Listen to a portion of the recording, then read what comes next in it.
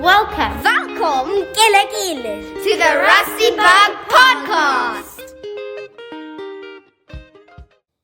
Good morning, Rusty Bugs. Welcome back to the RG Jazz Podcast. Today I'm here with my co-host, Luniko Manise. Luniko, how are you today? I'm good, Sienna. And can I ask, what is this podcast about? Can you see how the school's in all pink? What do you think we could be talking about? Maybe it could be about Breast Cancer Awareness Month. Yes, that's it. Today we're here with our guest speaker, Mrs Hopkinson. How are you today? I'm good, thank you, girls. Thank you for having me on your podcast. No worries. Okay, let's get right to it. So can you tell us a little bit about yourself and your personal breast cancer journey? So every year we have a history of cancer in our family. So every year I would go for mammogram. In August last year, I went for my mammogram and they found a lump in my right breast. They then did a biopsy and I had to go for an operation to have the lump removed. They did a lumpectomy and not a mastectomy, because then if the cancer comes back, it's easier for them to locate another tumor in the breast tissue. What cancer actually is that your cells, you can get some aggressive cells that then form tumors in your breast, and those tumors need to be removed, otherwise they can spread to other organs in your body or to your bones. And lucky for me, breast cancer is one of the cancers that, if caught early, can be cured 100%. How did you tell your friends and family? Well, when I had seen my doctor and she had informed me that I had breast cancer, it was not a surprise because I had to undergo a biopsy, and it took a while for my doctor to get back to me. So I knew, and she wanted to see me in person, so I knew that the news was not good news. But I received lots of support from family and friends, and so everyone took it in their stride because we were all prepared. And Ms. Hoppy, how did the RGJS community show you support during these times? So during my operation, obviously I couldn't be at school because I couldn't drive. It's a very painful operation. So my class of 2024, they provided me with meals at home. Mrs. Peterson was very kind. The governing body and Mrs. Peterson gave me 6 months off this year so that I could undergo my chemotherapy and radiation treatment, because they're not pleasant and obviously they break down your immunity, and with no immunity it would mean that any sniff and cold that the girls got, I would get as well. So I was given time off without actually losing my job. The RGJS staff used to send me frequent messages to check on me, and Mrs. Jackson and Mrs. Little used to pop around and visit or have me over for a meal so that I could catch up on what was happening at Rustenburg, because I had serious FOMO. Ms. Hoppy, is it possible to do a different kind of checks? Because in some areas people aren't as privileged to go to the doctors. So is there other ways to do checks, and how do you do it? That's a great question. I was once told that you take your birthday. My birthday is the 19th of October.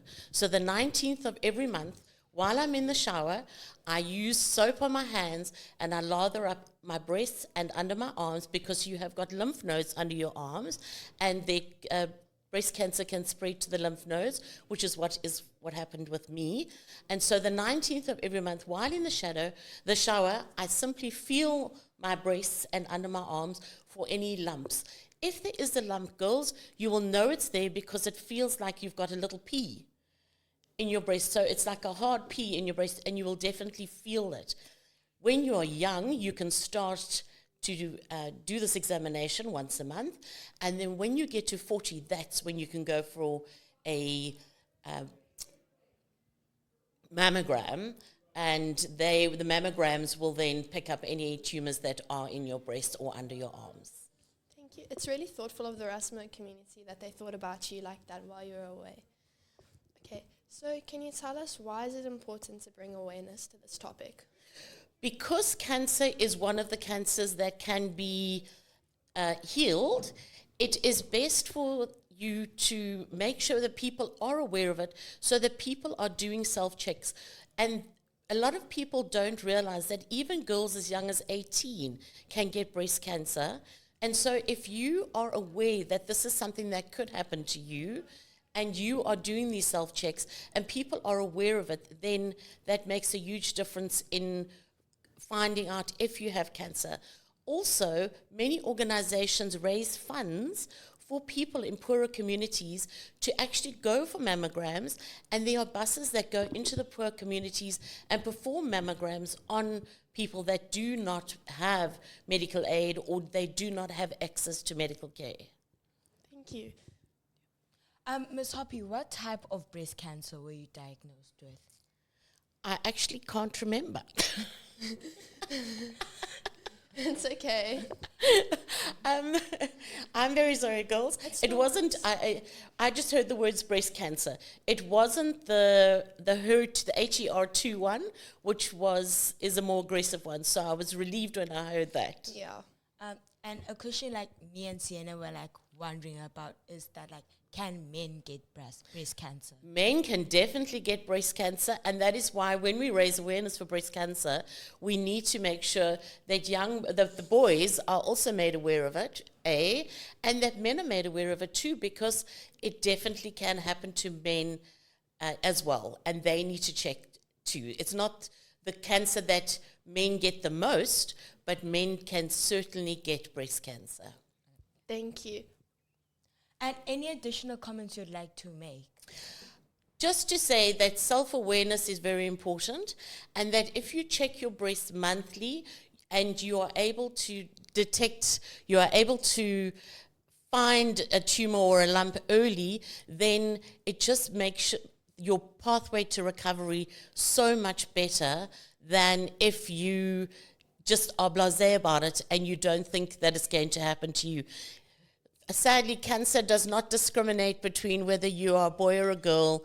It doesn't discriminate against race. It can happen to anyone. And so make sure that you are doing self-examinations and that you are checking constantly for anything that seems out of sorts or even any pain that you may be experiencing, and have it checked out immediately.